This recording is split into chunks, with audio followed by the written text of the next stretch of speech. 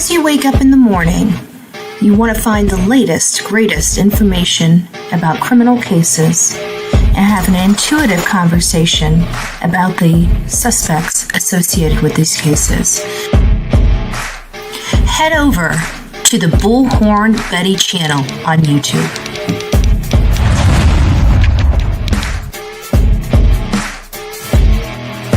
Get breaking news right here on the Bullhorn Betty channel. Welcome to the Bullhorn Betty Coffee Club. Enjoy your stay and enjoy your day.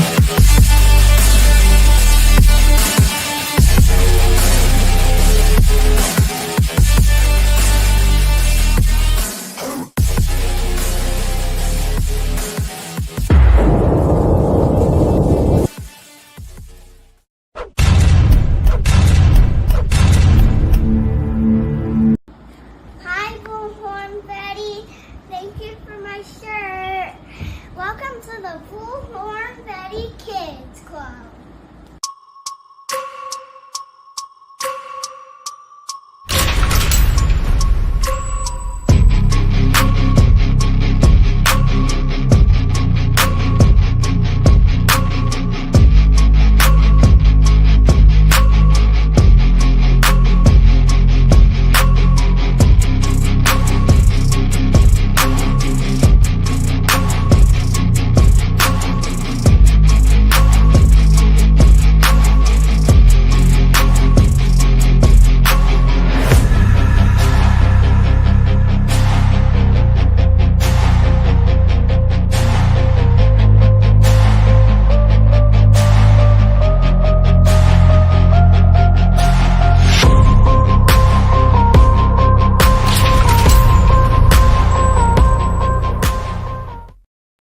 Breaking news in the Sebastian Rogers case. Well, kinda, sort of. Sebastian Rogers is a 15-year-old boy that disappeared on February 26, 2024. He has since had a 16th birthday on December 7th. That's correct. It has been almost a year since Sebastian Rogers disappeared from inside his locked Hendersonville, Tennessee home. Many people that have been following this case from the beginning know how cluttered this case has become with controversy, even almost a circus.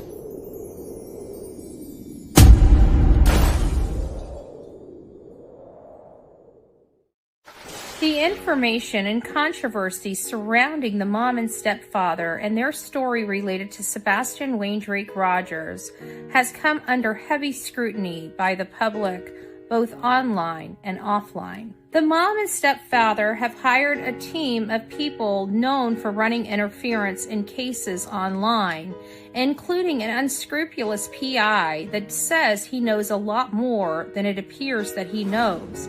He states he knows who was in the vehicle at 3 a.m., spotted on a home surveillance camera that captured two lights coming from, allegedly, the backside of the Proudfoot home. Lights that appeared to come from the backside of the Proudfoot home and into a common area. Over the last month, we have heard a lot of information further damaging the credibility of the mom and stepfather. We learned that there were 5 CPS reports related to Sebastian Rogers. We heard that they had been trying to find a new place for him to live as far back as October 2022. We have watched the chaos of the people that they have chosen to work with erupt on social media. And those people tell us that it's possible that Chris's truck was seen in the area on a Wi-Fi of some sort around the time allegedly Sebastian could have went missing. The stepfather maintains that his truck was there after 1 p.m. on the 26th and no such time prior to it. The stepfather then goes on a podcast and answers questions, which raise even more questions in the community. Furthermore, the unscrupulous PI hired by the mom and stepfather started manufacturing reports related to the view of the camera that spotted those lights on the outside of their home. And we're all wondering why he would do that. And those reports were debunked by the mob crew with receipts. Shortly after that, the stepfather is seen in the woods with other content creators recording a search where they took a spirit box with them. Other discussions, the stepfather believes that it's possible that Sebastian was hit by a car, even though there's no evidence ever pointing in that direction. I don't know any real true crime content creator that ever wants to think any parent could harm their child. It's not like we're seeking it out. But you know what hate channels say? Listen to this. So, I have a question starting this subject. Why do you think the Lore Lounge is like so gun-ho? Like, he's even on Twitter kind of going at SF. Like, why do you think he's so gun-ho about this whole situation? Because you're not making any money unless you're after Chris and Katie, right? Yeah, but it seems a little odd. Like, I just sat there and I was like thinking to myself, but this just doesn't make sense a lot of times. Well, none of it makes sense. A lot of it don't make sense why these people are going after Chris and Katie. Because there's obviously not enough evidence. Yeah, but all these people are going against, I mean, they sound stupid because, I mean, they say all this stuff against Chris and Katie, I mean, about the different interviews and stuff like that. And I could say the same shit about Seth. I mean, their arguments are just stupid, in my opinion. But they feel like if they have, like I've said before, they're not going to make the story isn't there unless they have the boogeyman. So Chris and Katie have to be guilty or they don't have a story. If Sebastian was just lured out or abducted or whatever, there's no story there, right? I can't believe that this panel of people would actually think that it is more popular for a mom and dad to have done it than it would be for a whodunit and everybody looking to figure out who it could possibly be. That is the most ludicrous thing I have ever heard in my life. People are interested in this case because of the twists and turns. Okay? That's what draws the audience in. And we're happy to have that audience to elicit information from. But to think that it has to be the mom and dad in order to get the audience attention, that couldn't be further from the truth. Look at the Idaho 4, a prime example. Sebastian deserves better than this. There is not a person on these platforms that wanted to be a mom and a stepfather that could have harmed anybody or could have disappeared anybody or could have done any type of custodial interference or whatever the case may be. Nobody ever wants to think a child is abused inside their beautiful home and the facade that some families create to hide the abuse. There's not one person on this platform that I think would ever want that for a click and a view. And if you do, you are what I classify as a monster. We're here to try to help this family get information and find their son. All these other idiots, I don't know what they're here for. What we do know as fact, however, is that Seth has been searching for his son ever since his son disappeared. Seth has publicly taken a polygraph. He has publicly produced his work records. This man has done everything he could possibly do, including working with the FBI, working with me to advocate for his son, calling on the national media, getting Nick the Hat and Dog the Bounty Hunter, and we're here with what from the mom and stepfather? Nothing for almost 10 months. Shoddy searches at best, working with an unscrupulous PI, felons, and including one searcher utilizing substances, illicit substances, while searching for their son. I have to say that this is the most highly disturbing part of this case, is the mom and stepfather's behaviors and actions since this boy has been reported missing. Again, Sebastian Wayne Drake Rogers has been missing since February 26, 2024. He has brown to dirty blonde hair, brown eyes. He stands about 5 foot, 5 inches tall. He weighs between 110 to 120 pounds. And again, last seen in Hendersonville, Tennessee. If you know where Sebastian Wayne Drake Rogers is, please reach out to 1-800-TBI-FIND, your nearest local law enforcement office or the nearest FBI office. Can you help find this boy? Do you have information as to where he is or what happened to him? Please call today. There is a $250,000 reward for any information leading to his whereabouts or the successful prosecution of those responsible for his disappearance. Don't forget to like, share, subscribe, and comment here on this video. God bless each and every one of you.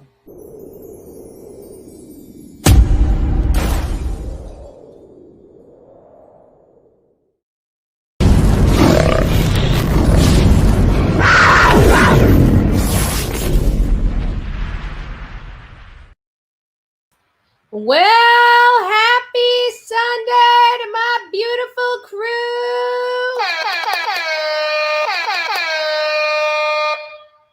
Are you guys awake? How many of you guys were over there at church with me? Oh, a lot of you guys were. I noticed that because I talk so loud, I set my my mic volume down quite a bit, and I noticed that it kind of affected my audio just a little bit. So hopefully you guys can hear me a little better today and not have to turn your volume up. I'll try. I'm probably going to get a little loud, but not too awful loud. I hope everybody is doing well. Hello, my beautifuls. I see Smiley's World up in the house. Hindsight 2002, SBE teacher, all of our beautiful, loving mods, our crew here on the Coffee Club. It's nice to see you. I am going to read our language of letting go first. Then we're going to go to the topic of conversation just a little bit. And then I'm going to get to an update, just kind of where we're at in the Sebastian Rogers case. And then we're going to dovetail right on in to our conversation that we left off from yesterday. Home exploding, sheriff passing away, a family member of theirs. We're hearing the green shirt hoodie gal is gone. And we have a missing child, all in such a small little community of Sumner County, Tennessee. So we're going to get to all of that here in just a little bit. So thank you all for being here. Since we're kind of short on time and we did a long intro, I decided to put your mornings up on the chat, on the screen. I'm sure you all saw those things as the intro video was playing. So that was kind of my good morning to all of you. I do see your beautiful names. I wish I could see your beautiful faces, but I know you're all here.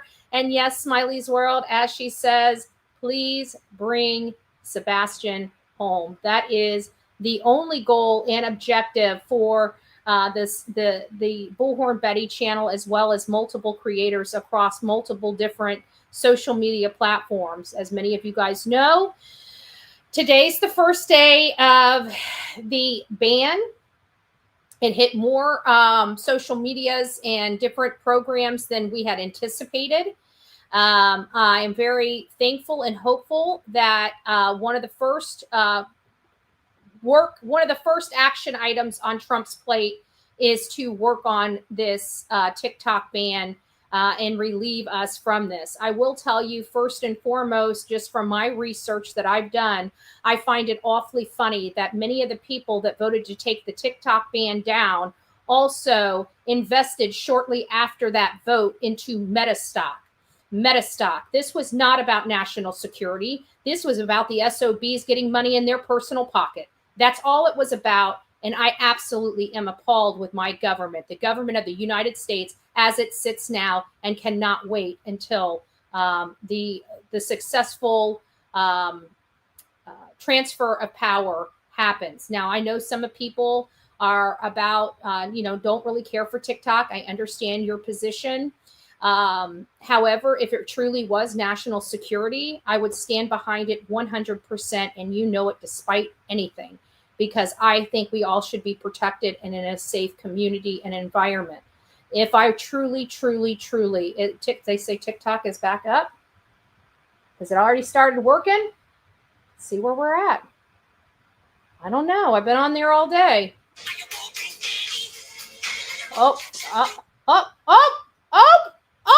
We have breaking news. Who broke the news to Bullhorn Betty? I've been on here all day. I've been talking. Roger Blue Magoo, thank you so much for the breaking news right here on the Bullhorn. I'm telling you, I've been on here all day, and I was really pissed because my CapCut went down with it. Okay, I am literally, CapCut is a major integral part of Bullhorn Betty's life. Now, TikTok, Bullhorn Betty can live without. When you start screwing with my editing software, bitch, stand out the way. I'm just saying. On a Sunday. I'm sorry. I forgot it was a Sunday. B, stand out the way. Ish, stand out the way. I'm sorry for the pastors in my. I'm sorry. Hopefully, my pastors are worshiping right now. Like I could live. I'm telling you, I can live without TikTok. I can do it now. One of my friends, I was just talking to her this morning. She's on TikTok. She's got a huge following. She wasn't doing so well today, so she has been burning up YouTube so much that everybody on YouTube's getting frustrated with her complaining. I love it. So there you guys have it. We're up and at it. I truly believe that Donald Trump will fix the issue going on, but our government is going to hear from 170 million active subscribers. Now, again, if I thought it was fair and I thought it was right, honestly, I would be supporting it 100%. And I want to tell you that because our national security is very important in this crazy world, especially to me. But again, it doesn't make sense. And the stuff that I pulled and I've seen with my own two eyes of what our politicians invested in personally, it shows me that there is a lot more here than national security. It's called greed. It's called greed, corruption, and I could list a whole bunch of other stuff it stinks of. All right, guys. Well, we have some good news today. Hallelujah. Praise God. For some of us. There's some of you out there saying, Dad, burn it. I wish that app would go away. I'm not going to tell you to raise your hand or tattle on you, but I know I got some in that follow Bullhorn Betty that don't always agree with Bullhorn Betty that say, I can't, I'm so happy this app is gone. And then now we just found out it's back. So I hear you guys cussing on a Sunday like me. Okay, I hear it. Watch your language or I'm sending you a cuss jar too. Just saying. Oh, thank you so much. Oh, YouTuber. Thank you so much. Starting off the cuss jar, we got Robin Woods paying for Bullhorn's Betty swear word this morning. I guess a few people agree. Thank you so much, Melanie, for saying good morning. Starting off, kickstarting our goal. If we can get 10 more to our goal, we will be doing a second live today. Today's Sunday. Many of you know I usually do one live on a Sunday, but we will do a second live if you guys would like to. And we'll either open up, I'm going to leave it up to you guys because this is the second show will be for you and only for you guys. If you guys would like to do panel, we'll do a panel. We'll do an open panel. We'll get a few people. We'll do maybe 4 or 5 and have a topic of discussion and just discuss back and forth. Or we can do the phone calls. You guys come in and call and try to keep it between 3 and 5 minutes. But I will leave however that's going to be designed. If we get the goal today, however that's going to be designed, we're going to, we'll figure it out. But we'll do that later today, probably around, 4:30, 5 o'clock, and we'll do a 2-hour show later this afternoon, depending on how it's designed. If we're going to do 4 or 5 people up on the panel at a time, we'll limit it to an hour. If we do phone calls, we'll do anywhere between an hour and a half and 2 hours, as long as the phones are ringing. So thank you, YouTuber and Miss Robin, for for paying for my cussing. I got to limit my cussing. I know I do. Gina, thank you so much for gifting a Bullhorn Betty membership. If you received your Bullhorn Betty membership, don't forget to tell Gina thank you so very much, and welcome to the crazy crew we call the Coffee Club, i.e. the Insane Asylum, me and you. All right, Delilah's still sleeping. That means I'm not making too terribly much noise that it's concerning her. Okay, bear with me because on this side of the screen, it's a little darker than on that side of the screen. My friend died and I was upset. A man told me one day I took off on a trip, wandering around the Southwest, hiking through Bryce Canyon. I saw the snow in the caverns, the rich red carved peaks sticking up. I saw the vastness of the universe and the beauty in all of it.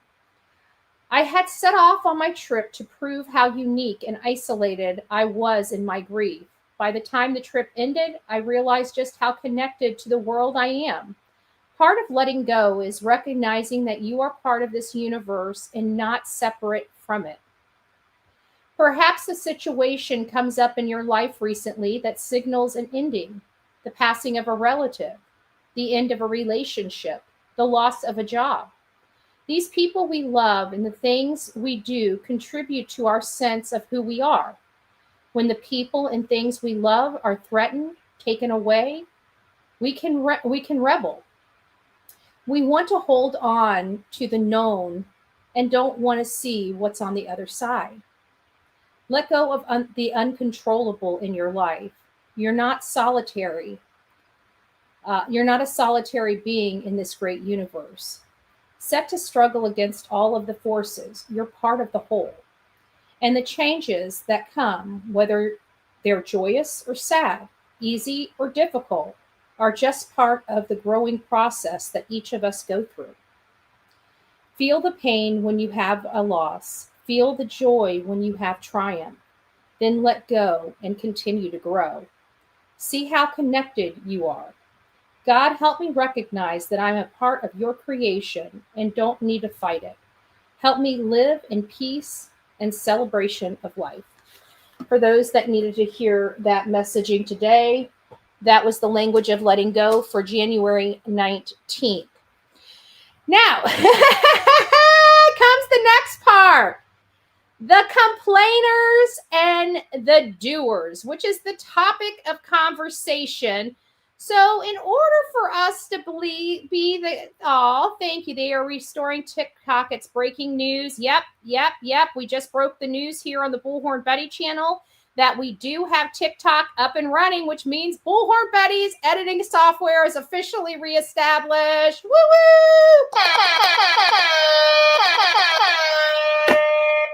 Thank God.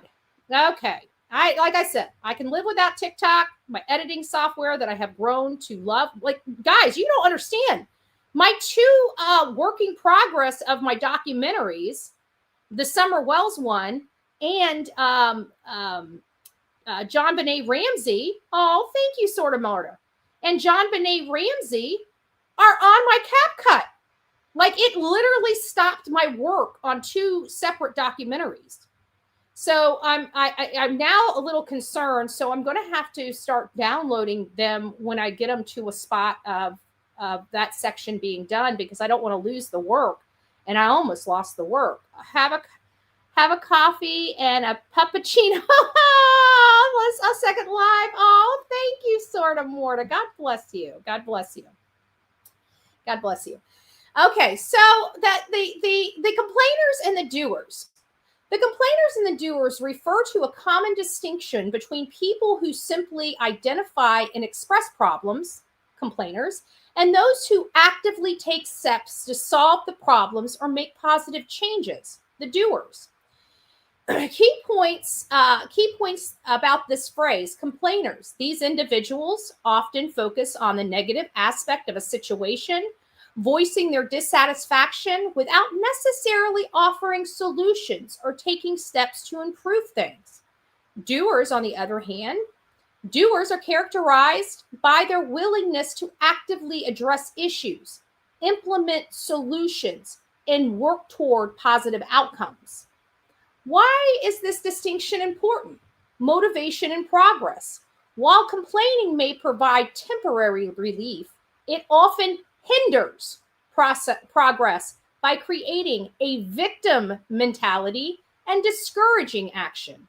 Conversely, actively doing something is more likely to lead to tangible results and personal growth. Leadership and influence. In teams or communities, doers are often seen as more valuable contributors as they not only identify problems, but they also take initiative to solve them.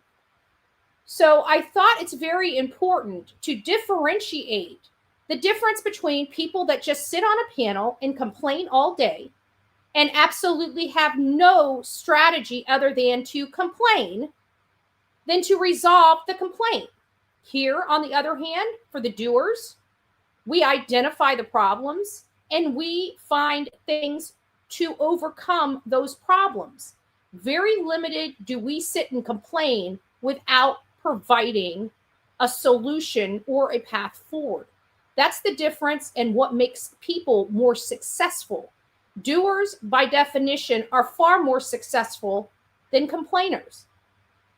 Just a little tidbit of information. Now, before we get back to our topic of conversation from yesterday, I want to read the update that I have prepared for the Sebastian Wayne-Drake Rogers show today, related to where we are and what are the issues we need to be addressing. These issues that I'm referencing here will not be addressed on this show. If we have time later at the end of the show, we might, but this will be for a future show. February 25th, Sebastian disappeared. Sebastian, then 15 years old, was last seen leaving his home in Hendersonville, Tennessee, under circumstances that remain unclear. Initial reports suggest a potential runaway situation, which later escalated to a missing persons investigation due to concerning developments. Escalated from a missing persons investigation due to concerning developments.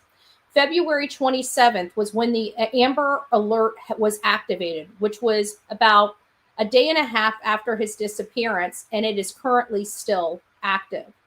Media involvement. So early media involvement got started around the 7th to 8 day, a week to 8 day mark of the Sebastian Wayne-Drake Rogers. And the public initially rallied behind the case. However, as the mother and the stepfather began publicly advocating, inconsistencies in their narrative and questionable behaviors casted doubt on their sincerity. The private investigator hired by the Proudfoots, which I will be referring to as the unscrupulous PI, who has since been accused of manufacturing evidence, spreading misinformation, and focusing on discrediting anyone questioning the mom and stepfather's involvement rather than searching for Sebastian. Where are we now? The case has taken, I said it very lightly, several twists and turns, but more so has turned almost into a circus. And new revelations have come to light. Dog the Bounty Hunter, At Night Private Intelligence, Nick the Hat joined the case. They have increased the reward for information for the missing Sebastian Wayne-Drake Rogers to $250,000 for any and all information that would lead to the whereabouts of Sebastian or the successful prosecution of those involved. This has reinvigorated the public interest and shifted the narrative back to Sebastian. While they are conducting a separate investigation, they maintain communication with law enforcement. Escalation of distractions, behaviors by the Proudfoots. The Proudfoots and their associates have continued to engage in harmful and bizarre behavior. Clue, an associate of the Proudfoots, has ties to an RSO, raising serious ethical concerns about her involvement and her motivation. SF Investigates is the unscrupulous PI that has been caught fabricating evidence, such as falsely claiming to have found a missing woman. His searcher, Stephen Crabtree, also caught on camera using illicit substances while searching for Sebastian. And then, of course, we have Queen Bee, which is another associate of the mom and stepfather, facing 2 new civil cases, and one for custody and one for stalking her ex-boyfriend's pregnant girlfriend. Additionally, a police report has surfaced indicating that there were bruises around her youngest daughter's neck. And despite not providing any type of therapy or getting them into any type of counseling, she still stays on her channel for 3 to 7 hours every single day, while her children clearly need to have some type of therapy. December 24th, the Proudfoots allegedly are preparing to sell their home, according to reports from At Night Private Intelligence. And of course, they have, according to At Night Private Intelligence, have ended their security contract on their home surveillance or security system. Escalations of lies and online harassment. A network of hate channels, likely orchestrated by the Proudfoots, continue to push alternative theories, discrediting witness, and attack those seeking justice for Sebastian Wayne Drake Rogers. Interest changes in the case. The shift in focus towards, so there's been kind of a deviation where there's been some type of allegations related to HT and other organized crime. But again, these are allegations. They're not allegations that I personally support, but they are what is going on in the case. Oh, thank you, Dees. So it is a possibility, but there are several possibilities on the table that could have happened. The Proudfoots deteriorating public standing. Over time, public opinion has turned against Sebastian's mother and stepfather due to their behavior, alliances with questionable individuals, and lack of genuine effort to find Sebastian.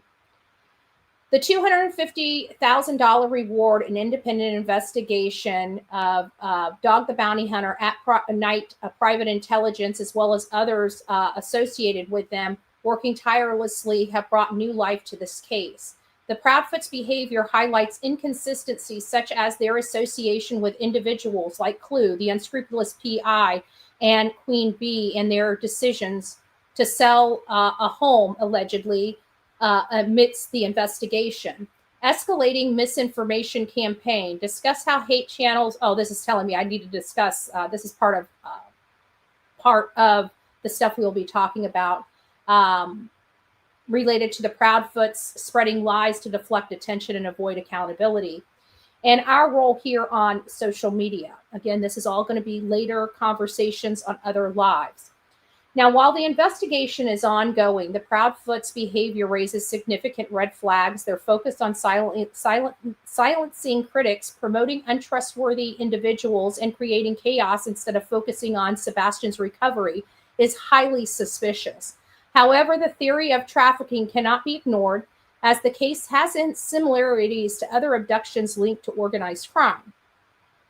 But again, there are a lot of differences as well. This case is not just about finding Sebastian, it's about uncovering the truth. Those responsible for his disappearance and the chaos surrounding this case will be held accountable. The public deserves answers, and Sebastian deserves justice. With the involvement of dedicated investigators and growing public awareness, we are closer than ever to finding the truth. We will not stop until Sebastian Wayne Drake Rogers is brought home. Thank you for allowing me to take a few moments for my prepared statement. I don't really do those too often, but I do them when I need to keep point on point. And so I end up writing that stuff out. Sometimes it's a little hinky because I'm putting notes in there too for other lives and what have you, because we always have a running live. That's how, even when I have a really tough day and can't even come up for air, we have topics of conversation that we can have a very good live and constructive conversation related to the Sebastian Wayne Drake Rogers, because there's just so much stuff that we can really attach to and discuss. Now, yesterday last night when we were here, hold on, I just lost my my sound, and I don't want. Hold on, this does that.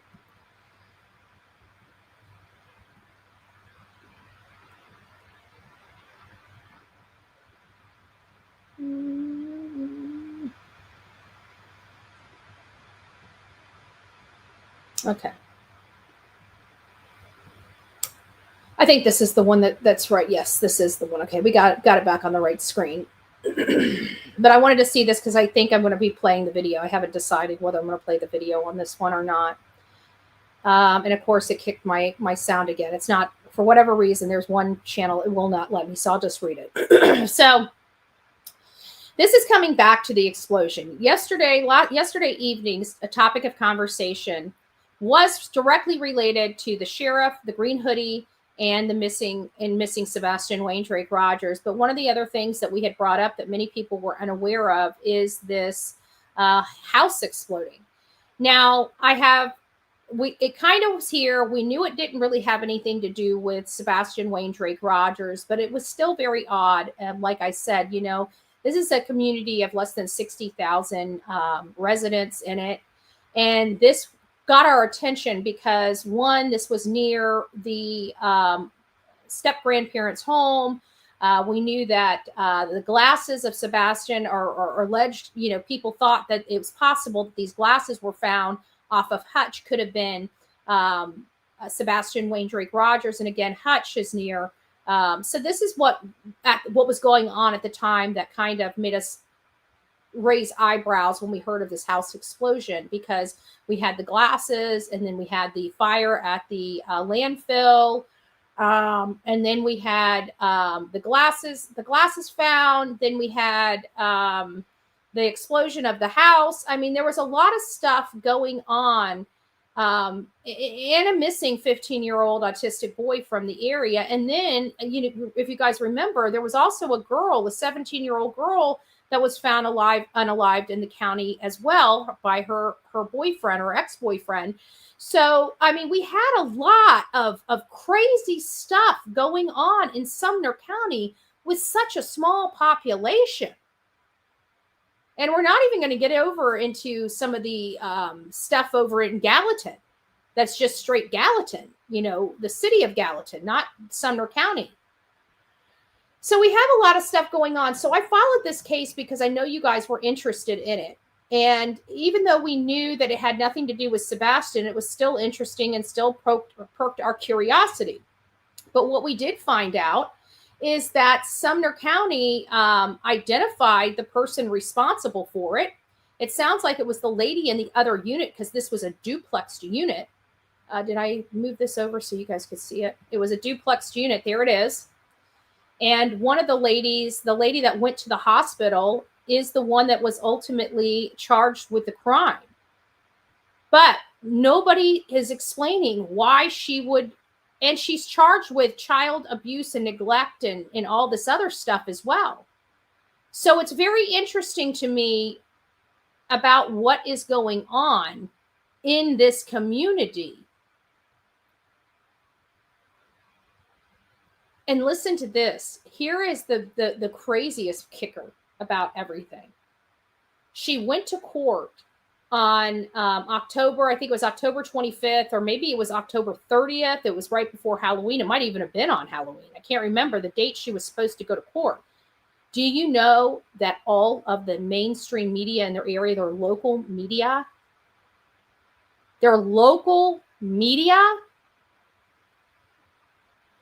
know more about it? Their last comment about this case right here was August. This person went to court. This would have been a really good story for the local media and local news. And they stopped even providing updates on this case. How insane is that? How insane is that? You have a home explosion in a small community, and you talk about the lady going to jail, but don't say why she did it or what their theories are for why she did it.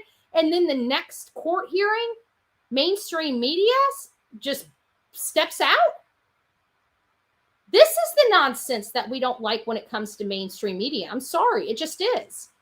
So we have no idea what this is all about, how this happened. I saw Caroline's comment about the type of house it could possibly be, and that could very well be correct.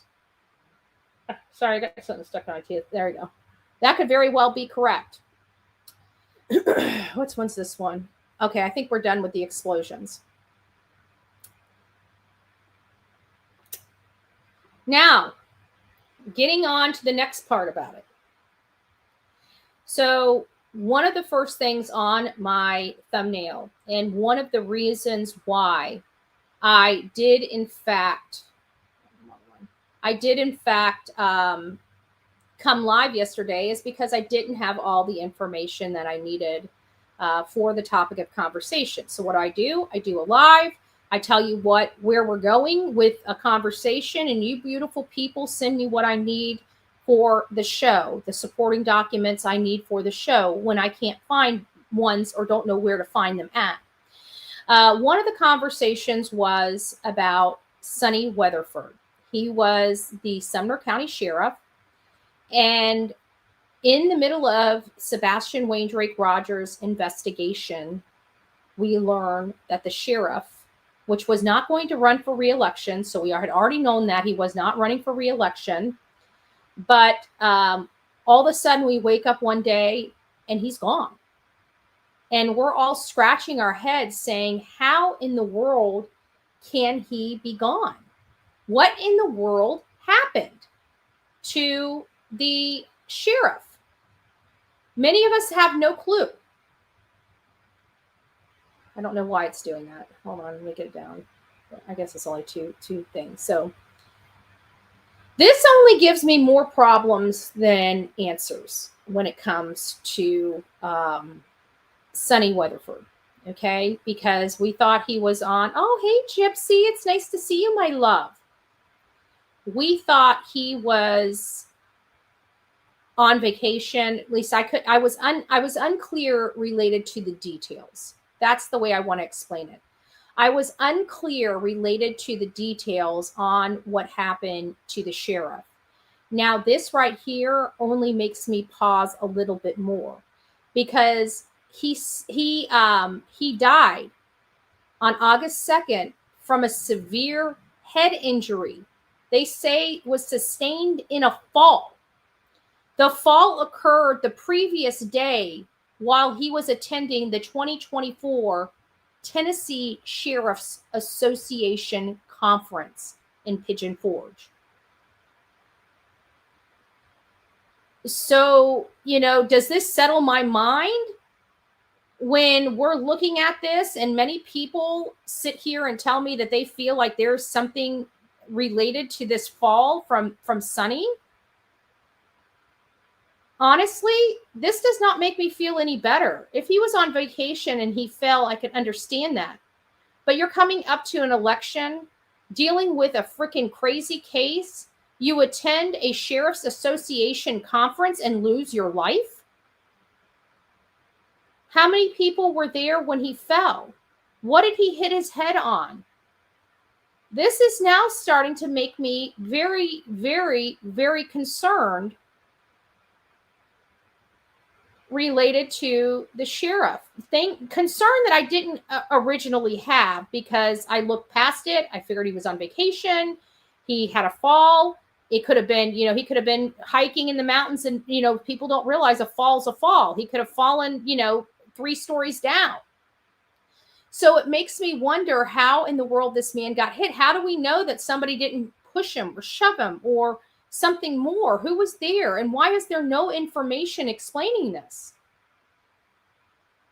It's too much all at once. Exactly, Lisa C. What caused the fall? Great question, Beverly. RJ Smith hardwood floor. I mean, 65 years old is still relatively young. He wasn't ill. He didn't die from a heart attack, and that was the reason for his fall. Otherwise, he would have had heart attack listed, not a head injury. This is a severe head injury. So like I said, just a lot of weird stuff. Here's something I'm going to read. I live in Henderson. Make sure it's not up on the screen. I don't want to dox anybody by accident. We'll keep that up on the screen. Perfect. Let me get through this. It says, I've lived in Hendersonville, Tennessee, and I know Sonny Weatherford went to a meeting in Gatlinburg, Tennessee.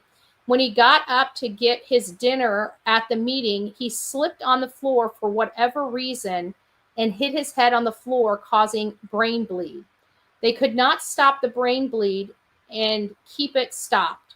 I know this is because I personally know some that worked at the sheriff's department, and upon announcement, I asked if it really didn't say what happened, as it really didn't say what happened. And I met Sonny at a voting site a couple years ago. I know he was a respected person. Sebastian case has weighed heavily on my mind and heart since the beginning. I do not know the Proudfoots or Seth, but I have followed it. So when I seen your latest video, I thought I would respond on Sonny the sheriff. I don't know if you were aware, but Sebastian moved from White House Schools to Beach High. Both fall under Sumner County Schools. I personally feel the mother and stepdad are behind it all, but apparently there isn't proof. God bless. So thank you. You know who wrote that. I don't, without permission, divulge the people that write in here unless you tell me I can use your name. Here's another one. I think that was more clarity than we've had in a while related to Sonny. But again, we don't know what is true and what is not true because they're not providing any details about that. And still slipping and falling. How did he slip and fall and nobody else slip and fall? And the way it sounds is it would have been in front of a lot of people. So maybe that's why there were no real eyebrow raisers from the community. Remember, the sheriff died after PI Chloe told the world that she was getting information from Sonny Weatherford at Sumner County. She said, well, they tell us some stuff as in PI, and then said his first and last name on Web Sleuth interview. So that is another concern, possible of having. And guys, I'm not on the chat where I can see your chat, but I will be there in just a second. So let me go ahead and put our next topic of conversation up. I saw some people. Hey, Kelly, it's nice to see you. Crazy Cat Lady, Big Mac Mike up in the house. Oh, thank you, Queen of Hypes. Thank you, thank you, thank you. God bless you. I'm back over here. If you slip and fall backwards, less likely to use your hands to prevent the fall. Landed on his head. Yeah, that's what it sounds like. I'm still a little concerned, about the whole place where he was. We've all slipped and fell. We've all knocked our head. We've all kind of had concussions, before. Most of us have anyways. Anybody that goes outside and plays, especially as kids, we do some crazy stuff where we've knocked ourselves around by our own selves, right? So look at that. Our beautiful, sweet Misery is up in the house. Hey, Love Bug. I hope you are doing well. Hugs and kisses. Hugs and kisses. Why the controversy of stories? Getting his dinner original was he was walking up steps to give a speech. Oh, interesting. So somebody's saying that there's been a couple of different stories related to how he fell. Interesting. I would like, if you guys personally know, again, you can say it confidentially. I don't break confidentiality. If you don't want your name known, you can send it to bullhornbetty@gmail.com. The great news is I'm the only one that reviews my own email. The bad news is I'm the only one that reviews my own email. So I try to be very, very responsive, but I can tell you just over the last 2 weeks, I've looked back and there's a lot of emails that I need to get to and respond to that I have not yet. They might not even be relevant anymore. I don't know. It's just when pressure, when I'm working, and I just don't have time, something's got to go by the wayside. And typically it's my emails and messages. So I apologize about that. I will be working through those. But very interesting, D-Real. Very interesting. I don't know. I'm not there. We have to leave this to the group of people that are more boots on the ground to help, decipher some of the information coming out. Google says he took a fall and sustained a severe head injury while, I got that, Queen of Hype, but what caused the fall? We're getting one that he was going to get dinner and slipped and fell backwards and hit his head and had a brain bleed. Another one, as D-Real just said, was that he was heading upstairs and fell as he was going to make a speech. So I don't know which it is. I just know that this is awfully, timing wise, it's a little concerning, right? Not that it means anything, but it is timing wise in this case, timing wise in the voting booths, politically, this is an interesting timing for him to have an accident like this. And one at a police conference to boot. I'm just saying something just doesn't it just gives you the EBGs. That's all. It's just a little bit of a worry box that probably needs to be closed. Oh, thank you. Going for the goal. I will calculate it up and make sure. I think we might just be close to the goal. How close are we to the goal? And we have to add 2, so we're at 7. So I would say we have like 3 more to get. And even though it says 6, we have like 3 more to get because I count like the ones that give 10. I count those for 2 because I'm like that. I'm like that, right? I have a goal. If we meet the goal, that's the goal. So anyways, now the second person that comes up on my thumbnail from yesterday evening is the green hoodie gal. Okay. We don't know who the green hoodie gal is. All we did, and people are assuming that it is Chris's stepsister. Now, Chris's stepsister comes up quite a bit. Oh, thank you, Ginger. Thank you, Love Bug. Thank you. Christopher's stepsister comes up several different times through this story. When Sebastian first disappeared, the social media wasn't involved in this case. We didn't start getting involved into this case until probably about the 4th or 5th of March, somewhere like that, where we started monitoring the case. I remember when the interview of Sebastian's mom and stepdad came out, everybody was on that 4-minute. And I remember them demanding that the news organization release more of that interview. And the interview we saw on the news and the long version of the interview was really damaging for the mom and stepdad. But many people at that point started looking into all these people, Katie's background, Chris's background, Seth's background. And one of the first things that came up was obviously some personal issues in Katie's background. But what also surfaced was some personal, thank you, Cynthia. So it looks like we will be doing a live. Stick with me and I'll make sure I get that live set up before we end the show today. Okay.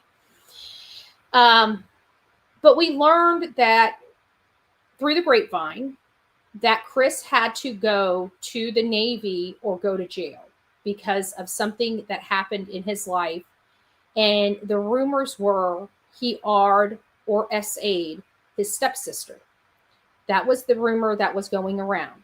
Now we can deduct that his stepsister does have problems. We've seen photos of her.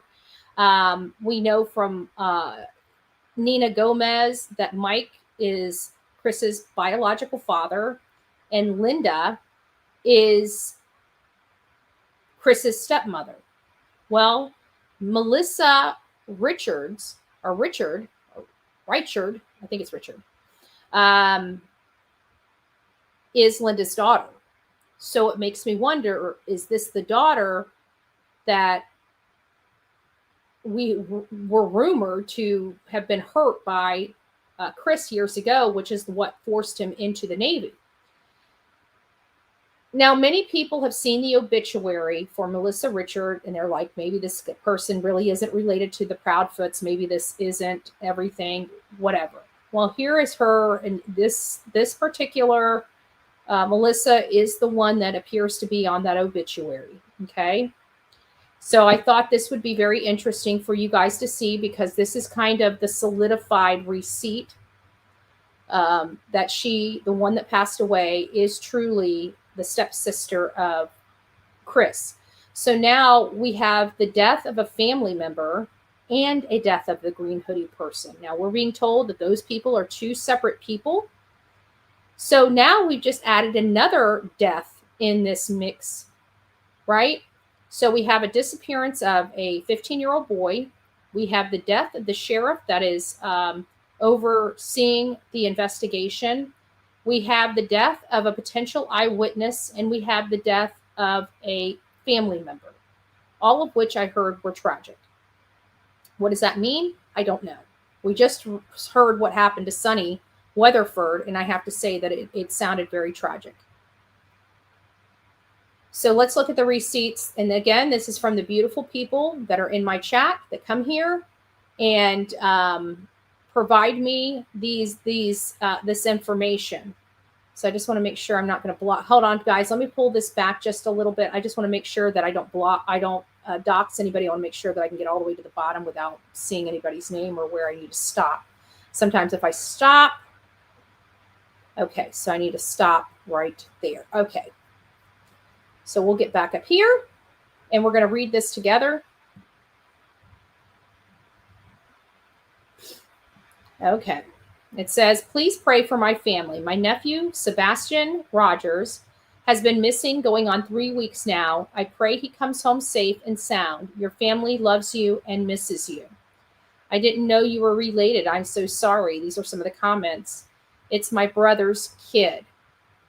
So she calls him his brother, not stepbrother. Melissa, I sure hope they find him safe.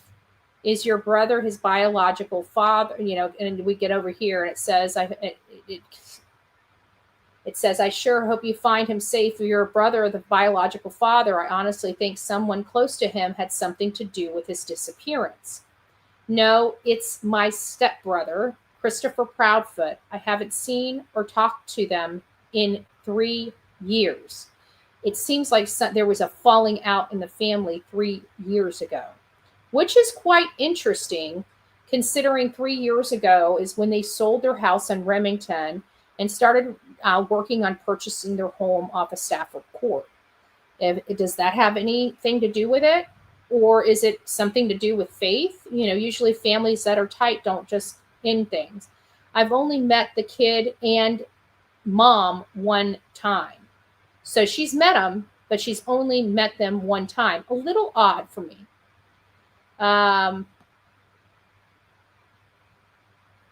It's really sad.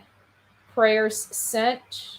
There we go. Prayers sent. So that's where we're at right now.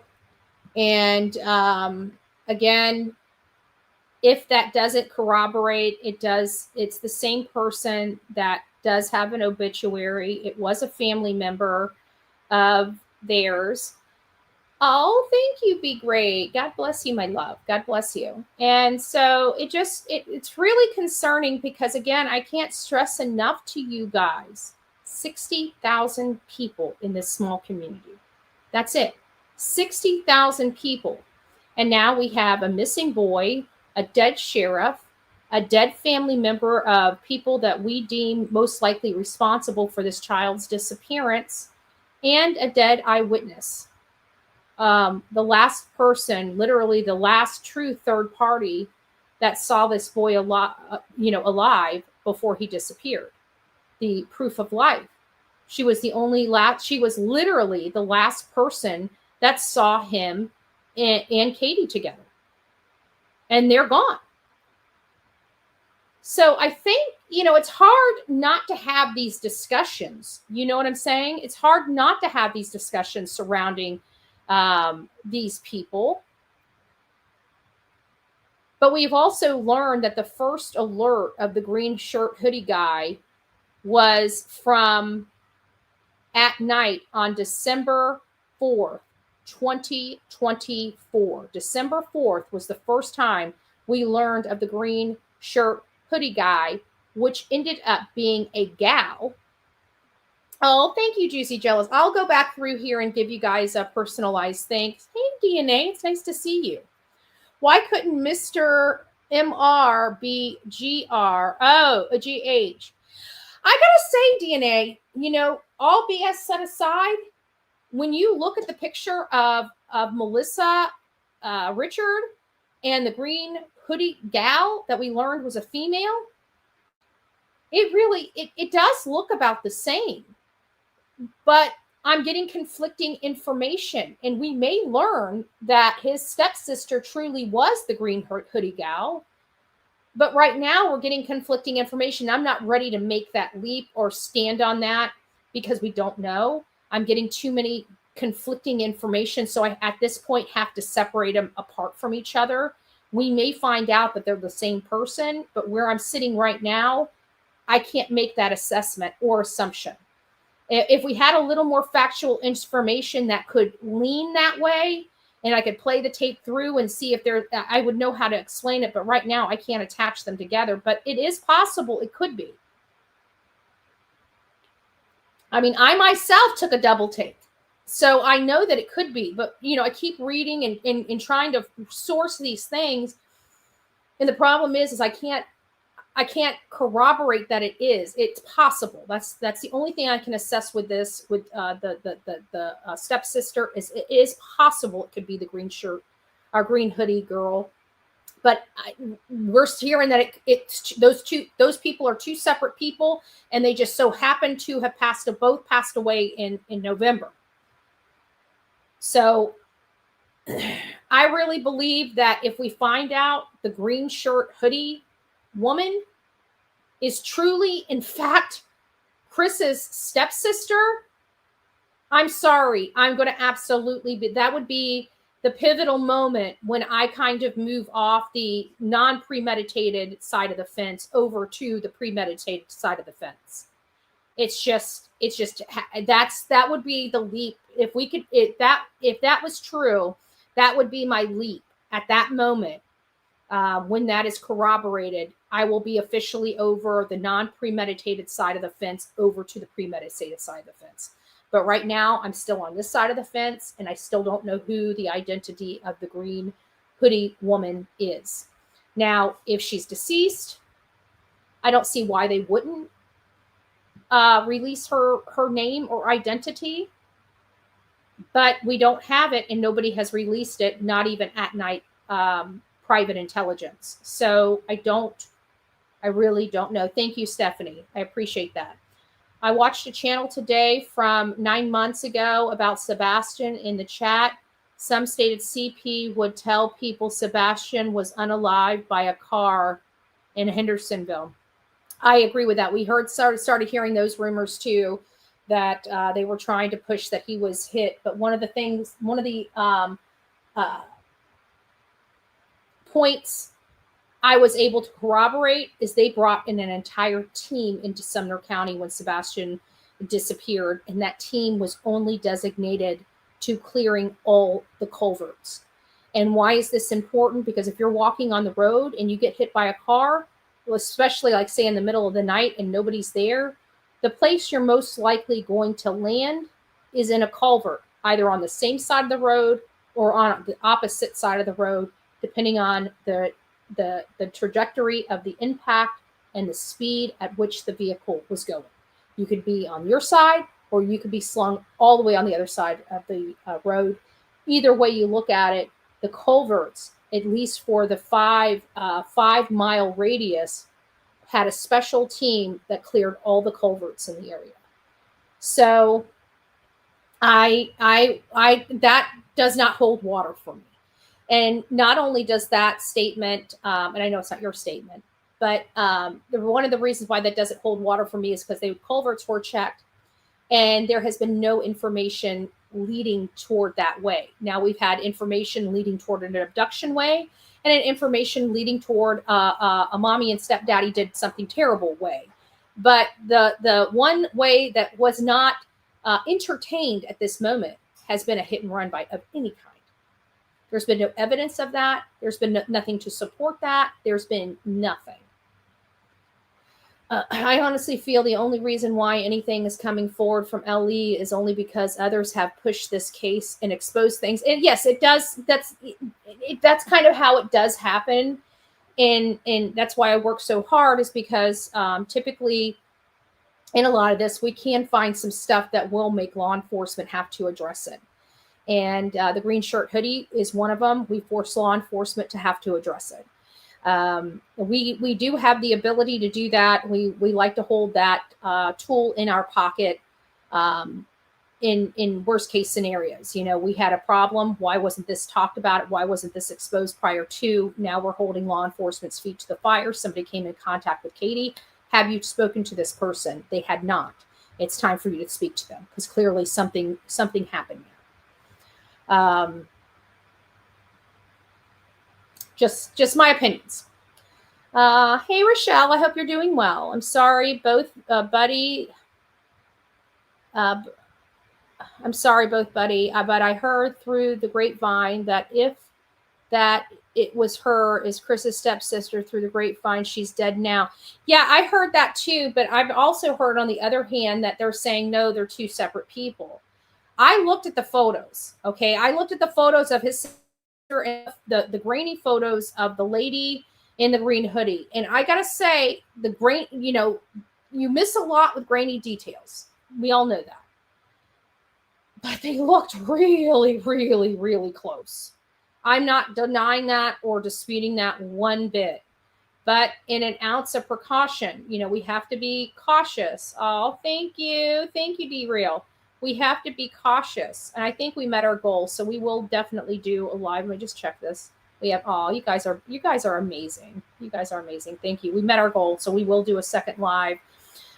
We will do a vote before we end, because I want to know if we're going to do a live, a call-in live or a panel live. We haven't done a panel live in almost a year and a half, but I did want to throw that out there. If you guys like that panel live, that panel type of design, I don't mind doing that once or twice a year. I try to keep that down at a minimal because it keeps chaos down at a minimal. I control my chat and I control, you know, just to keep everything good. So we do have a lot to bite on with other things going on in the peripheral view of the Sebastian Rogers case that has me a little concerned. And it's something we really don't dive into too much because I try to stay out of that realm. But I received an email, like I said, from M&M that pointed those issues out. And it kind of is a light bulb that goes off over my head. And it's like, holy crap, we've got something here. You know, we do have a lot of deaths since Sebastian Wayne Drake Rogers disappeared. And not only that, not just a lot of deaths, but odd, weird type of stuff, such as the sheriff falling, slip and fall. I mean, how many people slip and fall all the time? At 65 years old, you don't expect to go home in a box because you had a slip and fall. Breaking a femur, breaking an arm, you know, bruising yourself. Hey, allegedly with Brittany, it's nice to see you, my love. But definitely not death, you know, brain bleed. I mean, we had stuff, fluid on Sebastian Wayne Drake Rogers' brain. We heard from the mom that she heard a thud in his room. Never went and checked on him. What was the thud? Oh, somebody said about Bob Saget. Saget died. Same thing. Oh, wow. I heard he died, but I never looked into why he died. Wow. I don't know. Just, it scares me because, I mean, you know, back in my day, I've hurt myself quite a bit. I've fallen quite a bit, believe it or not. I've fallen quite a bit. Not enough on my head where, I mean, don't think I didn't knock my head around. I mean, you guys, did I tell you about my 20s? Did I tell you about my 20s? Wow. It's just weird. It's just weird. So I'm going to get off that soapbox just for a little bit. You guys are going to believe, whatever. I actually would like to hear some perspectives on this information. Am I barking up? Is this like a nothing burger? Am I barking up the right tree? Send me your comments to bullhornbetty@gmail.com, bullhornbetty@gmail.com. Just kind of make it short and sweet so I can read through them. I know some of you guys are very wordy like me. I do the same thing, so I'm not knocking you whatsoever. Thank you. God bless you for taking the time. I do try to read the ones that I can. Sometimes I keep them in there and I have to come back to them and read them as I'm going through and clearing out my email. But if you guys can keep it like short and sweet, I can get through a lot more of them. I just want to know what your perspective is. Is this a nothing burger? If it is, just let me know. If there might be a little meat to this bone, tell me why you think that. bullhornbetty@gmail.com, bullhornbetty@gmail.com. Many of you guys know that we have a few people that we work very closely with. We work very closely with them because we all have the same goal as Seth Rogers of bringing Sebastian home and bringing Sebastian home safe. That is the only goal that Seth Rogers truly does have for his son. There are a lot of people behind the scenes that I have I've met, right? That I've met, I've learned to love, I've learned to respect. Do we see eye to eye 100%? Of course not, but that's not what it's all about, right? It's good people doing great things for the benefit of another. And that other is Sebastian Wayne-Drake Rogers. And one of those people is Michelle. Michelle runs the Find Sebastian Rogers Facebook group. I'm confident of. I'll be able to clarify that when I get here.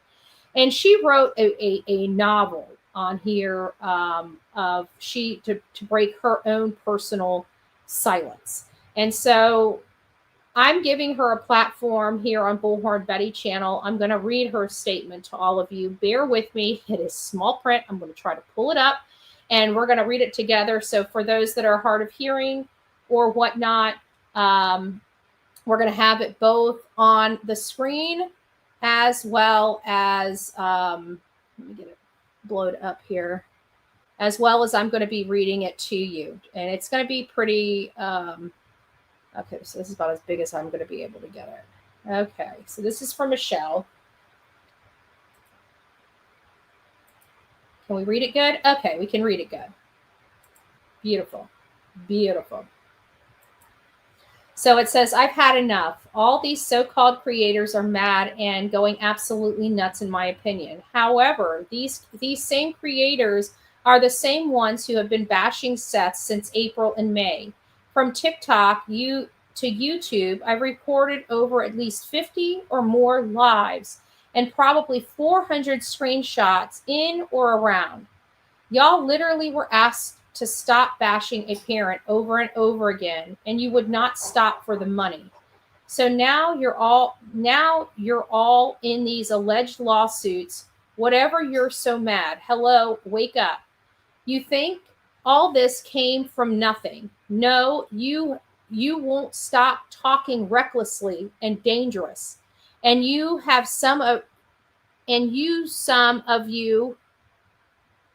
some of you encouraged your followers to call jobs, attorneys, etc. while they were on your platform. As much as I cannot stand Edgar, he told y'all on your own panels to stop. Yet y'all continue every day. Is that just a show for him, or do y'all not listen to him?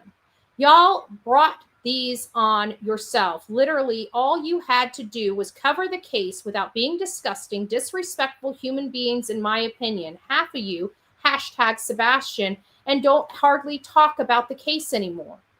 That's one thing to have discussions and theories, but it's a whole different level to call people's jobs, lawyers, and paroles. Y'all went real life and allowed it first. I have the screen recordings. Y'all have continued to bash Seth over and over. For what?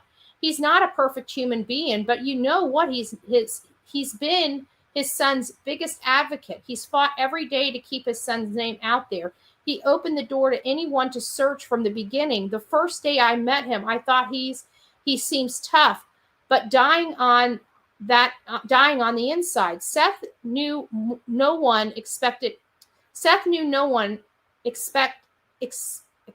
maybe, I think she meant accept, maybe 3 people that have helped him since Sebastian went missing.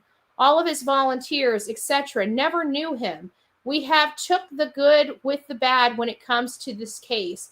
The true ones that are close have stood by him 100% and won't stop until Sebastian is found.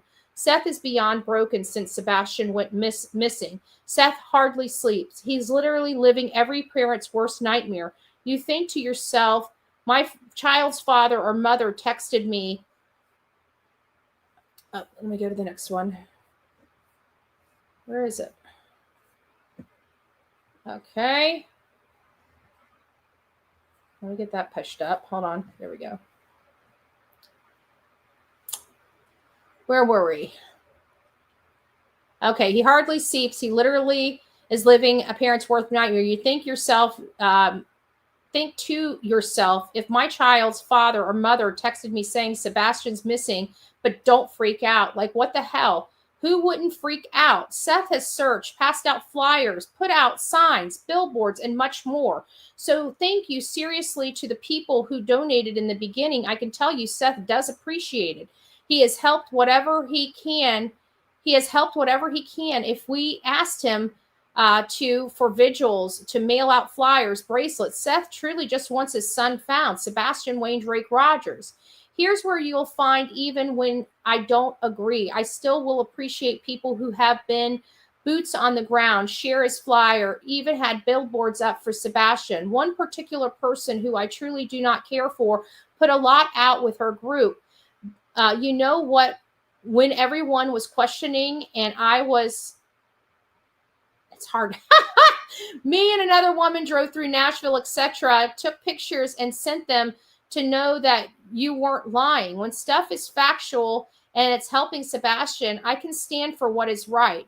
Now, I don't know if every person who claims to have done this or that have just hopped on, no one would accept money or missing.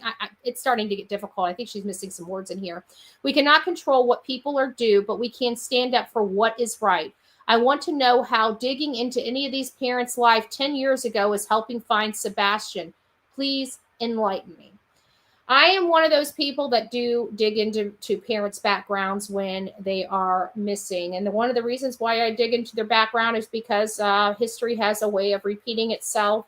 And not only that, but if they had a pristine background, no issues and stuff like that, we can kind of move past them. When you have things like where you're hearing that they've been through 5 different wives, they have this destruction in their wake. They've been abusive to women. They've been abusive to other children. You're starting to paint a picture, and it is important to go in the past. Now, is it good to hold that over people's heads? No, I never said that. Having knowledge of somebody's behaviors and actions prior to an event is one thing. Punishing them for that is another. We're not really, and people are like, well, you do this to Chris and you do this to Katie.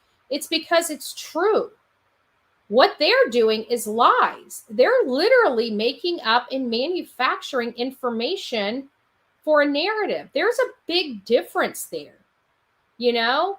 And not only that, but driving a narrative when you know darn well that a protective order was frowned upon in a court with Katie, was not founded by the court. Why are you bringing it up as fact as if it was? Now, if you were to bring it up and say, you know, Seth's had some problems in the past, there was this protective order, you also follow through with it with the real information if you're not trying to run a narrative or trying to be manipulative. And how you do that is saying, yes, there is a PO here. You know, this is what the wife said. But according to the court docket, it wasn't founded by the court. But there is some history here that there might be something more to look into on the father's side, right? That's how you would approach it. But to say this stuff is a fact because it's in an affidavit that was not supported and not found by a court is irresponsible. It's irresponsible. We are very, very clear on this channel what is factual and what is opinion speculation or rumor. We go out of our way to make sure our audience knows the difference. All of our speculation and theories are based upon factual information. But we also talk about some stuff we hear in rumors because it is taking a life of its own on social media, and we have no other choice but to address it because everybody is concerned about it. So what do? I do the best I can to source the information. I do the best I can to see if it's corroborated. If it's not, we classify it as rumor, and we say, what could it mean if it was true? And what could it mean if it's not true? That's how we handle situations like that. We're not driving a narrative. I'm sorry that the mom and stepdad smells to high heaven. That is not Bullhorn Betty's fault. It's not anybody else's fault in here that's covering this case because they just decide to use common sense. Okay, sorry, the rest of us aren't felons trying to advocate for bad people. We actually want justice for a missing child. We don't sit here and go on 3-hour dissertations complaining and do that every single day for an entire year. We actually go out and find solutions because there is a difference between the complainers and the doers on these platforms. And it's becoming really, really disgusting that we have audience members on these platforms spending more time in the complainers' chat rooms and supporting the nonsense and the vile and disgusting bullshit than in the doers' chat rooms trying to solve the problems. That is a direct result of the audience, not the creator. So until the audience starts getting more God in their life, until they're ready to move this case forward, you're going to have nothing but chaos. And guess who's fueling it? You guys. I'm not here to tell you what you want to hear. I'm here to tell you what you need to hear. So a lot of this stuff that every one of you guys are complaining about, you're creating.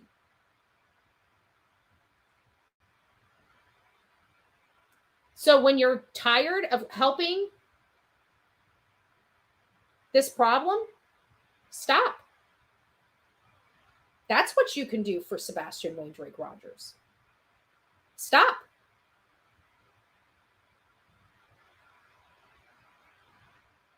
We have a lot going on. We will be back. I am bringing this in. This is from Shay's Safe Space. I love it. We're only going to grab a clip of this. This is from one of her lives. I hope you guys go over and check her out. It's the Proudfoot Problem. And she reminds us of Letitia Stout. Let's listen to this little section. If you guys would like to, let me grab this and put this down in the chat. So if you guys would like to watch the whole live she has, here you go.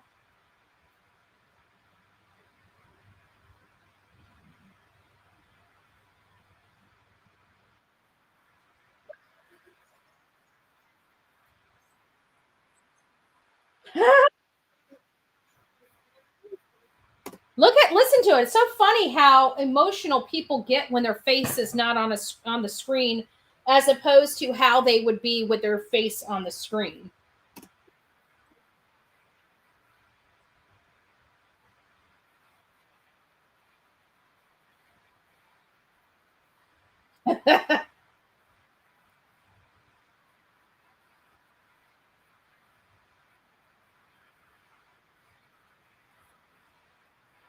That sure does sound like Katie. We know what her fate is. We know what she did with her stepson. I'm still curious what Chris did with his.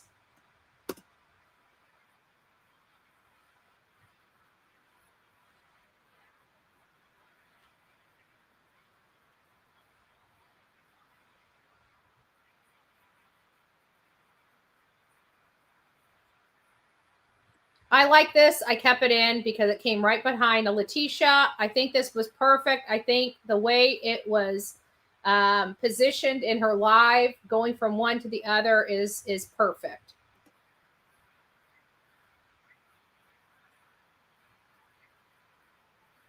Oh, thank you. Good gracious. I hate StreamYard. I literally hate StreamYard. I'm so sick of StreamYard. StreamYard, do you hear me? I hope somebody starts sending this shit to StreamYard because I'm sick and tired of paying $50 a month to constantly have to. This is not worth it to me. It's not worth it to me. Proudfoot problem. Let me add it again. Sorry, guys. I hate StreamYard. They need better quality sound engineering. Hashtag StreamYard. I think I'm going to go over my other channel and just slam StreamYard until they get the crap correct. Okay, so let me go back to Letitia. Here we go. Face. She done the back interview. See her there? She wouldn't show her face. Just like the Proudfoots wouldn't show their face with the hands. Hopefully you guys can hear it now. In the hands interview, Caitlin Miller said, and she posted it on Twitter and other places, that the parents, that Chris and Katie were too emotional to show their faces. That by George, in that damn interview, they didn't seem too emotional. They still want to show their face because they know people. Wait. Let's hear that again, Letitia. Oh my God, that sounds so familiar. It does sound familiar. To her words. This is the Katie sound. Come home and let everyone know that you're okay. No, wait, we gotta go back a little bit. All right, I'll just let it play. We just wanted to add a message to Gannon from my family. Is that we love you and miss you. And we hope that you come home soon. And Gannon, I can't wait till you can come home and let everyone know that you're okay. We love you. I saw this in the Facebook group, and I thought that this would be very interesting to share at the end of this video. So somebody asked the Meta AI, what is the most logical scenario according to all the info that you have? And the AI responded, based on the information provided, the most logical scenario is that Sebastian's disappearance is related to his mother and stepfather's actions or negligence. Here's a possible scenario. Sebastian's mother and stepfather were involved in an argument or conflict on the night of February 25th, 2024. In the heat of the argument, Sebastian may have been injured or worse, and his mother and stepfather panicked. Number 3, to cover up their involvement, they concocted a story about Sebastian disappearing from his room. Number 4, they quickly cleaned up any evidence and destroyed potential clues, which is why no security cameras caught anything. This is AI, guys. Okay, AI. Number 5, their behavior since the disappearance, including their quick return to normal activities and apparent lack of grief, suggests they may be hiding something. Number 6, the investigation's focus on the mother and stepfather's alibis and potential involvement is a logical next step. What do you think about Cupcake, I totally agree that any woman that stays with a child because of the money is. And not only that, we also heard revelations on another channel, and I can't remember who it was 100% with that analysis. Yeah, AI is amazing because they're seeing everything that we're not. Like, we can keep up with a lot of the details. And when we have, several hundred to 1,000 people monitoring this case, we're getting a lot of information because they're looking into different aspects of the case and sending them to us. But AI is seeing all of it. None of it's being missed. And they're being able to analyze the whole, as a whole. And I think they're spot on. I think law enforcement is removing the blinders and have removed the blinders for some time. I do believe a lot of it has to do with the audience, because I believe a lot of the audience has been sending over law enforcement, the DA, and other things of the truth about these people, and helping to further remove those blinders off law enforcement so they're able to better do their job. It seems like in this community, the bad part and why the Constitution is so important and why it must be followed is because it eliminates situations that we're dealing with here. If they treated everybody the exact same way and they applied the law exactly the same way to their taxpayers as well as their non-taxpayers and visitors, then they would have a better justice system in that community. The reason why they don't have a better justice system in that community is because they have split their own people into the haves and have-nots. That's why. And that's in direct conflict with our Constitution of the United States. So I implore the leaders of that community to get back to brass tacks and follow the damn law. Just a little insight from Bullhorn Betty. Now, we also learned that there has been some videos that are surfacing. And those videos surfacing have imagery. And one of the requests from Dog the Bounty Hunter is for everybody to preview the images and to mark out what they see in these images. Some people are taking that job personally and doing the best that they can do, such as Andrea here has gone through and went and circled and crossed and showed what she saw. So I hope that everybody, we have 584 people in chat right now. I hope everybody goes over to Dog the Bounty Hunter's X account and pulls these images. And I'd like all of you guys to go through these images and send them. If you guys have critical information, please send them directly to Sebastian at manhunts.one, Sebastian at manhunts.one. Or you can send them to me, bullhornbetty@gmail.com. I'm happy to send those over. If you can't remember the email, just let me know that you need that sent over to At Night or Dog's team, and I will forward that over on your behalf. If you can't figure out, or you guys get kicked out, or your emails aren't going somewhere and you want to make sure that they're there and that they're getting there, you're more than welcome to. If you'd like to share any information that you see on these images, these satellite images, you please send them to me, bullhornbetty@gmail.com, bullhornbetty@gmail.com. We are here with the primary focus of bringing Sebastian Wayne Drake Rogers home. That is our only goal. We definitely have the same goal with the father, the biological father of Sebastian Wayne Drake Rogers. I'm really sorry for all the people that have come into this case and watched this circus unfold. I know it's very easy for them to point the finger and try to blame me, but you guys are here with me every single day. You guys know what we have gone through, what we've done to try to keep this boy's name and his case alive on social media. When nobody would take this case, our channel was running with it with legitimate and factual information, while everybody was playing a misinformation and disinformation campaign. Now that it has blown up on them, some of those creators that were a part of it have now come back to the side of right. For those creators that have bashed Bullhorn Betty in the process of doing this and saying, oh, well, we realize that it might be Katie and Chris now, we're ready to come over this side of the fence. Those creators, there's never a reason to ever reach out to me again. There's one creator in particular that used to be my friend, and he has trashed me. There is never going to be ever a fix to that. I don't care how far over he comes. I don't care if we're talking about the same thing. I know you guys know who I'm talking about. I'm not going to be disrespectful to you guys because I know you love us both.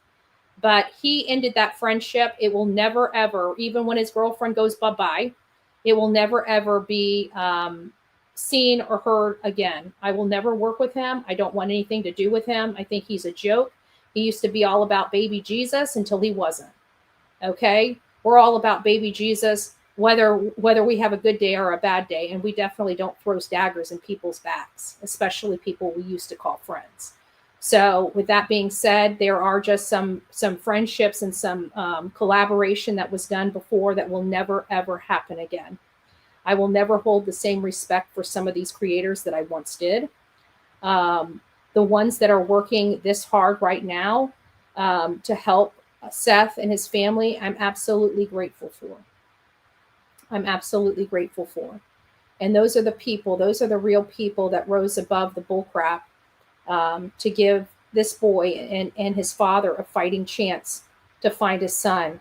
If we weren't here, I can guarantee this case would be be a lot worse. Law enforcement may hate us, but also I can guarantee they're moving it right along because of us, whether they like it or not, because at the end of the day, we are very powerful. And I think people on these platforms don't need to let that go to their head. They need to internalize it and do better, because we do have a gift, and our gift is putting these cases out there and for people seeing them in the droves.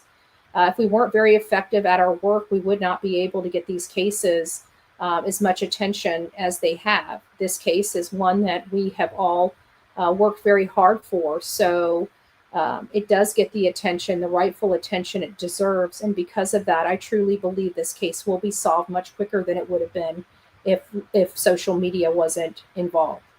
Now, law enforcement always kicks and screams when social media is involved until we actually help. And when we actually help and we are the result of it, they applaud us and congratulate us. Then it's back to the love-hate relationship again on the next case. So we just do the same thing over and over again from case to case. And, just pray that the help that we provide, we know we're annoying to law enforcement at times, but we know that when things work out, they're very appreciative. So we just keep doing and keep fighting for these victims and pray to God that they come home and they come home safely. Most of them do not. And we're there for that as well. So you guys are great. Our audience is amazing. Our mods are amazing. And that's on all platforms abroad that are doing the right thing for this boy. We're always going to have the complainers, okay? And we're always going to have the doers. You have the choice to figure out how you want to support. Do you want to support the complainers that have no focus and no direction for the future? Or do you want to support the doers that are trying to find solutions and not just sitting here on our soapbox, bitching, moaning, groaning, and complaining? Because at the end of the day, what's the point of complaining if there's no resolution to the complaint? All right, guys, that's my final thoughts. I hope you guys make it a great day. Before we go, don't leave just yet. We got to thank all of the sponsors of this show, and not just this show, but our next show. And we have to set up the next show so you guys don't miss it. So let me go over here. Don't leave just yet. We got to go over here for our poll. Our poll was, do you feel the sheriff's death was associated with the Sebastian Rogers case? And believe it or not, we had almost a 50-50 split, but I think it's good. I do believe that the right answer was the one that generated the most response. So we have 52% that says no, they don't believe it was associated. But we do have our speculation station that does believe it does. 47%, a whopping 47%, almost a 50-50 split. Interesting. 665 votes were done. So now the next poll question is what type of live show? So I'm just going to do live show. You guys know what I'm saying here. And do we want phones or panel? So phones, panel, please go. You guys answer the question so we know what type of live we're going to have back here. We have, 580 viewers right now. Let me get back on this side. 516 viewers right now. So if you guys could get over there and answer this question so we can decide if we're going to have a panel show or a telephone show. I'm interested in, but we are going to have one. You guys did meet the goal. And the goal, just to let you know, was we'll do a second live with a call-in show today. So while you guys are doing the voting of that, I'm going to go through all of our sponsors of both of these shows. So we got Melanie that kicked it all off this morning. Thank you, my love. We have a gifted membership from Gina. Thank you. If you became a member, please do not forget to thank Gina for giving you that Bullhorn Betty membership. Me and you became our newest members. We all know her face and name. So not a new family member, but a new coffee club member. It's always nice to have you.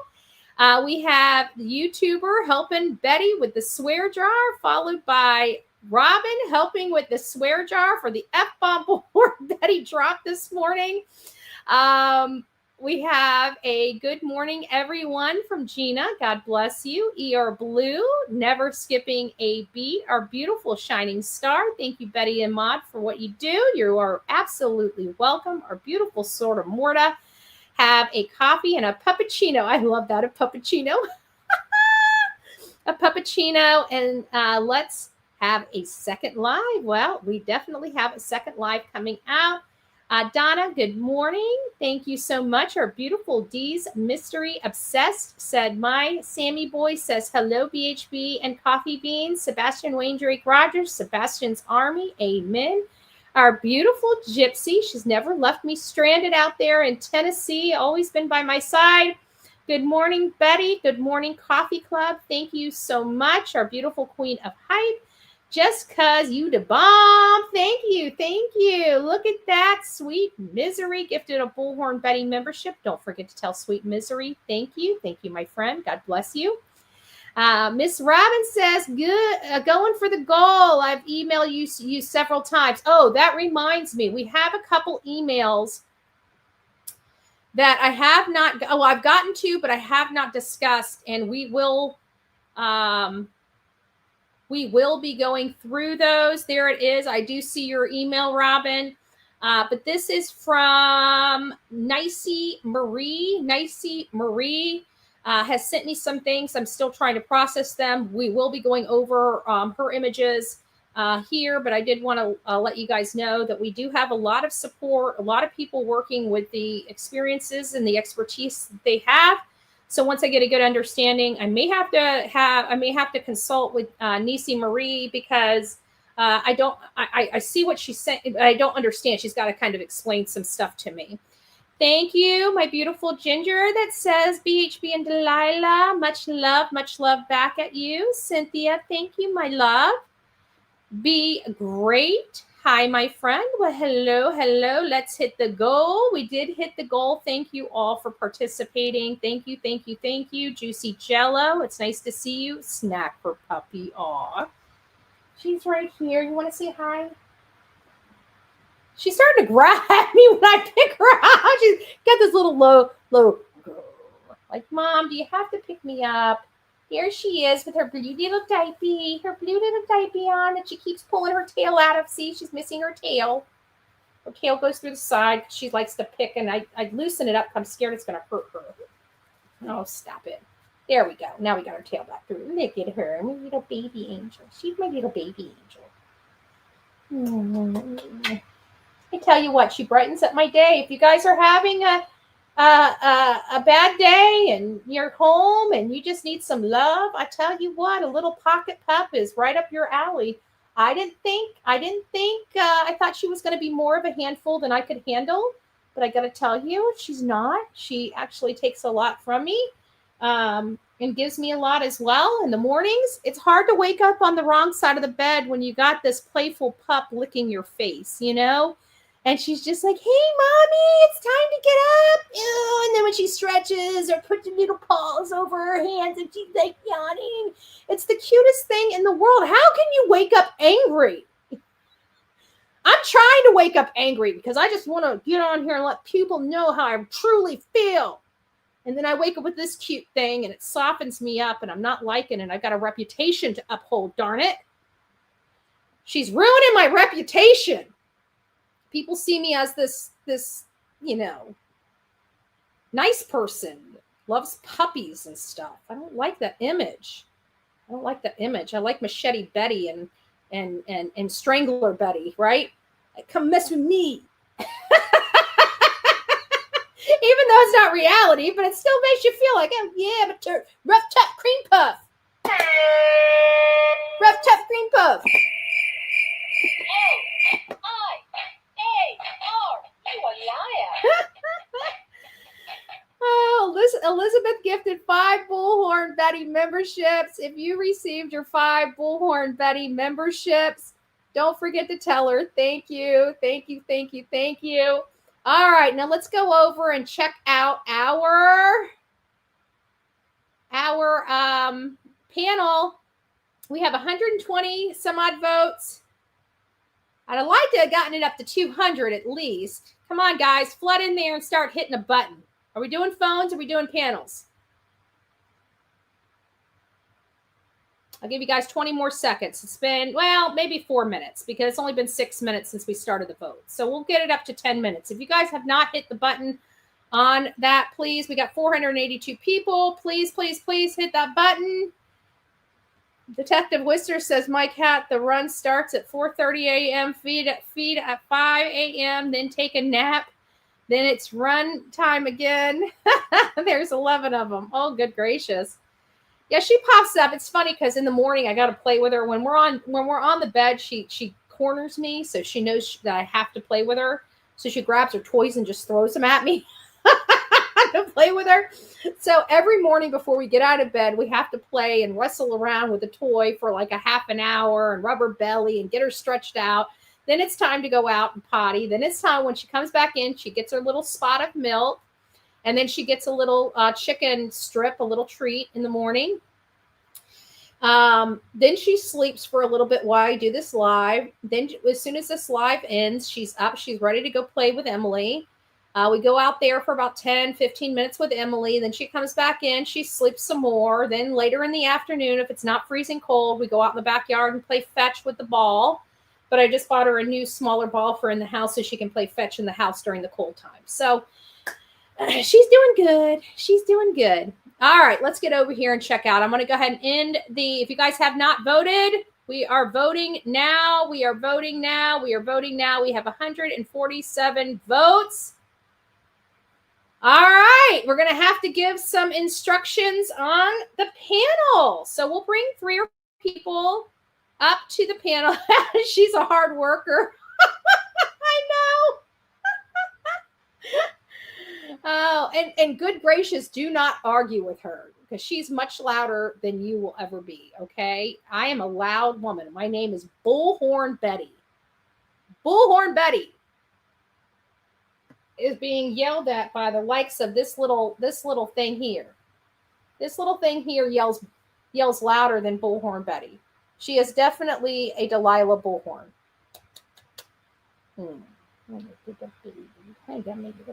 She loves her mommy. She loves her mommy. Look at her. She gets so happy as long as she's in her mommy's arms. She's got to either be in my arms or be in my lap. All right, guys, enough about me. Enough about me. I gush over my baby. All right, guys, go rock it out with your coffee beans out. Lastly, it's 2:00. We'll do our live this afternoon. Our panel live will be at 5:30. 5:30. I'm going to go ahead and make up the thumbnail. Give me about 5 minutes. Make your way over to my channel. Is Justin Farrell in here? Hey! I hope you're doing well, love. I hope you're doing well. Hopefully if you're available, we're gonna have a panel. We're gonna have a panel this afternoon. If you want to pop up on, that's for everybody. That's for everybody. So we met our goal. We'll be doing a live. Anyways, are you going live right now? I thought I'd ask since we're here. I'm about to end the show, and if we're going live, I'd love to send the people your way so they have something to watch. So I didn't know. Or hey. Let me get what yeah, we're not doing it now. We'll do it later this afternoon. I'm not ready now. Besides that, we've already been going almost 2 hours. But just be back in a few. I'll set it up for 5:30. We'll do a panel. Since we're doing panel, we'll do a panel for 1 hour. So it'll be from 5:30 to 6:30. And that's it. Like I said, I only do one live typically on Sunday. But since we met our goal, we'll do a call-in show 1 hour today, and I'm not going to tell you what the topic of conversation. It's open to anything related to Sebastian. If it's some type of topic you've been discussing, if it's some type of thank you so much. If it's some type of aspect of the case you guys want to explore, something along those lines, it's all open. Okay, this is going to be basically a nose hole. You got to be respectful, debate the issues, not the people. However, we're not going to limit to what we're going to talk about. This is your show. We're going to let you guys do your show. We'll do panel again, 1 hour. So we'll do about 5 people on panel at a time. 1 hour. So each panel, if people are behind the scenes, we'll bring people up as people come up and come off. We'll just do that. But the one thing is you have to be respectful to whether you like them or not, to all chat panel members, and you have to be respectful in the chat. It doesn't mean you're not allowed to have your opinions one way or another. It means that you're allowed to have your opinions, but you have to still have to be an adult. Okay, we expect adulting in this chat room. We're all adults. I'm 45 years old. I'm not babysitting children. If you are a child, I will remove you because this is an adult-only chat room. All right, guys, rock it out with your coffee beans out. Don't forget to be fearless. If you see something, say something. An ounce of prevention is worth a pound of cure. And until next time, please be safe, but more importantly, kind to one another. And it's nice to see you, Seth. I didn't see you in here, but I see people saying hi to you. So good day, sir. I hope you're doing well. Everybody else, please go make it a wonderful day. And if you have an opportunity and you missed church this morning, please consider going by and checking out Countryside Christian Church and their service today. It was amazing. I love it. And I hope you guys will enjoy it too. God bless. From the East Coast to the West Coast, we are everywhere true crime is. We are asking for the public's help. We are searching in the woods. We are doing what it takes here on the Bullhorn Betty channels to find answers to the most alarming cases we have been watching on the news. I can tell you personally that I have traveled this entire country seeking these answers and bringing that content right here to you here on the Bullhorn Betty channels and Bullhorn Betty crime stories. We are happy with the work that we've done. We brought many answers to the public, and we have defied mainstream media in our pursuit of the truth in these cases. We will continue to work, we will continue to fight for these victims, and we will continue to tell their stories here on my channels. Welcome to the Bullhorn Betty brand of channels and the Coffee Club. Thank you for your love, thank you for your support, and more importantly, thank you for allowing me to bring these victims' stories to each and every one of you, advocating for each of these victims. God bless you, God bless America, and more importantly, God bless our victims.